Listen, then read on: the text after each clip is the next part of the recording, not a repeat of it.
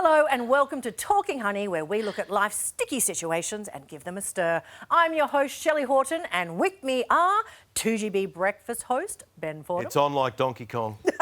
9 Honey columnist, Maria Thattil. Yeah, also ready for Donkey Kong. And relationship expert, John Aiken. Let's do this. Okay. Why are we all acting so weird? Oh, wow. Okay, calm the farm. Yes. At Talking Honey, we're here to help our viewers, and today's email is actually important and a little bit tricky. Anna sent us an email saying, I'm a run-of-the-mill white Aussie about to turn 30. Everyone is talking about how representation matters and diversity is important, and I agree. But I've also worked really hard in my career, and I'm fearful that just as I'm due for a promotion, someone with less skills will get the promotion just to fit a quota or tick a box. I'm trying to be understanding, but I also really want that promotion.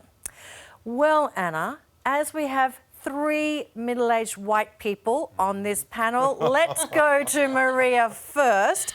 Now, Maria, I know that you are very vocal about gender diversity and also ethnic and cultural diversity. We actually need to learn from you right now. So how do you feel about that email? Look, I understand it, and I think it's about understanding that different people have different lived experiences, and I want to say I get it, I hear you, but I think when we're looking at these diversity quotas and affirmative action, there's a reason that they're in place, and as someone who's worked in HR, you know, I know the research behind it, it works, and the reason they're there is we've got people from underrepresented groups who they are not getting the same opportunities because there are systemic disadvantages and biases at play here, right? So when we're talking about am I going to lose out a promotion to someone who's not as deserving of the role? I mean, you'd hope not. You hope that people are going to be getting roles and opportunities based on merit, but we haven't got the same access to opportunities and there are barriers. So there are going to be things in place to try and pave the way a little bit. And what I would say is, I do hear it, and it's not a discredit to your work, but when it comes to, say, feminism at work, for example, former woman in corporate, I get it.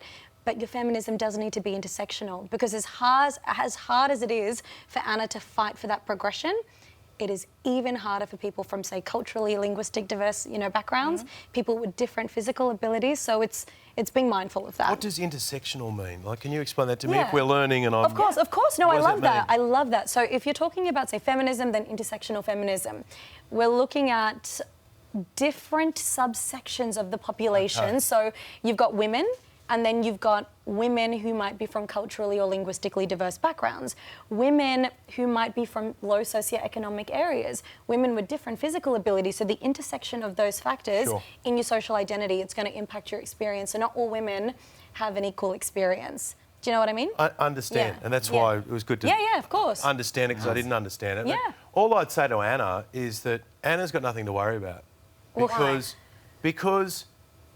the best person is going to get the job.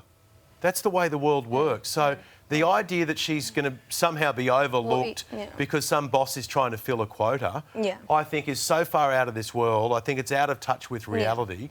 I think in the real world, people weigh up, what's this job that needs to be done? Yes. Who is the person best qualified to do it? And if there were factors that stood out, they relate to personality, energy, work ethic.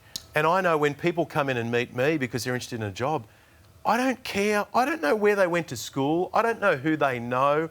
I don't know whether they went to university. And embarrassingly, I've had to ask a few people down the track where I go, now listen, what did you do again at university? Because when I meet them, I'm like, hang on a moment, does this person send a message to me that they're keen for this job and that they stand out head and shoulders above the rest? If they do, they get the job, and I don't care where they're from. I have to jump in, Ben, because it's not actually like that. If that was true, we would have equality in the workplace. Yeah. You can't look me in the eyes and say that women aren't actually as good as men, so therefore that's why we have inequality in the workplace. I don't understand the argument, mate. I mean, your argument is saying the best person gets the job? What I'm saying is that I've only got my own experiences in the industry that I work in.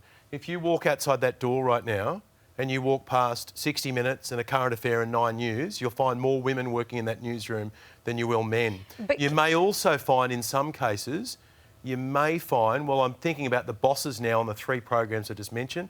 The boss of 60 Minutes is a woman. The boss of A Current Affair is a woman. the boss of the newsroom is a man. The media industry is probably a bit more progressive in the way that it has welcomed and promoted women than other industries. So I get that it might be out of touch with other industries, but from my experience, I just want the best person for the job. And Anna, if you're the best person for the job, you're going to get the job. But I think what Anna's talking about there, because now there are a couple of different, it's the intersection, right? So she's chatting about, am I going to lose this opportunity to a person of colour? Yeah. So we're talking about women, and then it's different to talking about people of colour. And what I think she's saying is organisations do have things in place to create opportunities for people of colour that they do not for white people. And the reason for that is it has not been equitable to date. And you do not have, for example, we're talking about women in leadership, talk about women in colour in leadership, that's even more disproportionate to then seeing women in leadership, right? So what I'm saying is, for someone like me to turn on the television, you know, South Asian people seeing me sitting on this couch with all of you, that is a rare thing. You don't even see that. But for someone like Anna to turn on the television and see someone that looks like her, it's a given. So that's what we're saying here. We're saying that and it's the same in corporate, right? As you go further up the ladder, it gets more homogenous. So what we're saying is the diversity quota, it's not, okay, we're going to put this person in to tick a box, but we do need to have things in place because there are systemic disadvantages and biases at play here, and that's why you don't see full representation at the top. Yeah. So, John, I want to bring you in here for the psychology side of it. Obviously, Anna was not using any inflammatory language. She was going, I understand it. Yeah. But how do you cope with if you are feeling a bit insecure or a bit jealous, but you know in the big picture it's the great thing, but it's kind of NIMBY, not in my backyard? Yeah. I mean, what I would say to Anna is that her focus has to be on what she can control, and that's it. If she starts to drift into quotas, things are unfair, I may not get it for this reason or that reason, then I think she starts to become more disempowered about her chances. I think if I was saying to her, this is what you need to focus on, it is what you do, your resume, how you get up in the morning, your work ethic, and just really zone in on what you can control and then let things fall where they may. Yeah.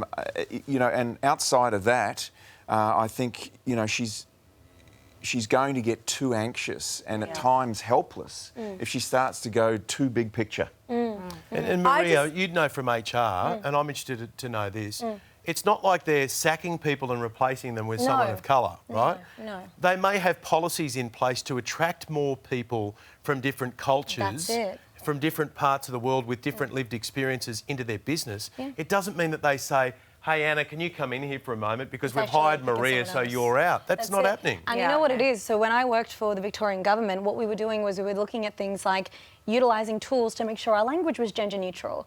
And for example, there's research around when people are screening resumes, people with names from, you know, different culturally diverse backgrounds, they are less likely to get interviews. So it's things like they are putting in these little things in place so it's an equal playing field. And no longer having a photo and things like that. It's not about you get the job over you. I think, coming back to what you said, Ben, about how the media has, you know, changed and progressed, for me, growing up as a little girl in Kingaroy, I didn't ever see a woman on TV who was a size 16 like I am. Yep. They were all size 8 blondes. And that's only just changing as... I'm talking about the last sort of 10 years. We didn't have pregnant women on TV. You know, the desk would just raise for a newsreader and then all of a sudden they'd go on leave.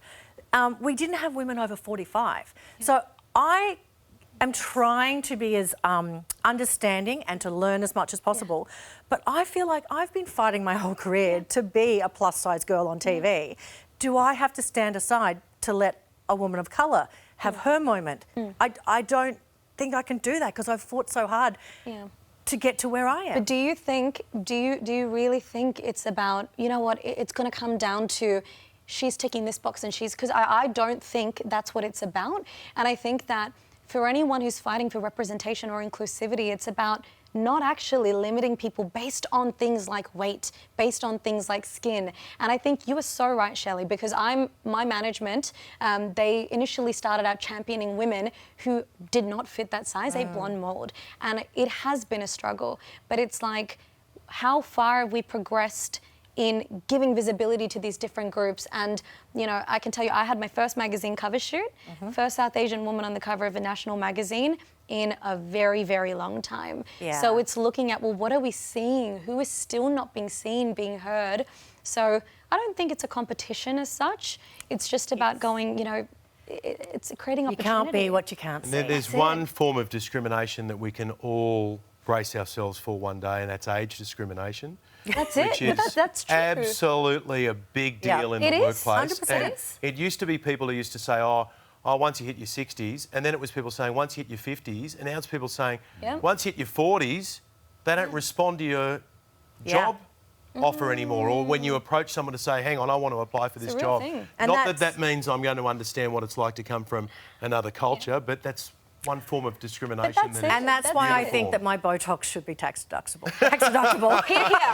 All right, if you want to see more segments like this, I absolutely love it because I think we're all learning and we That need was heavy. to Yes. hear. It was good. It was good. It wasn't Good. heavy. It was I good. think this is exactly what we need. We need to learn from each other and we also need to just share it with other people. It's healthy discourse, guys. It's healthy Absolutely. discourse. All right, if you want to see more amazing segments like this, go to 9honey.com.au, or if you have a question for the panel that's going to prompt segments like this, please email us at 9honey@9.com.au.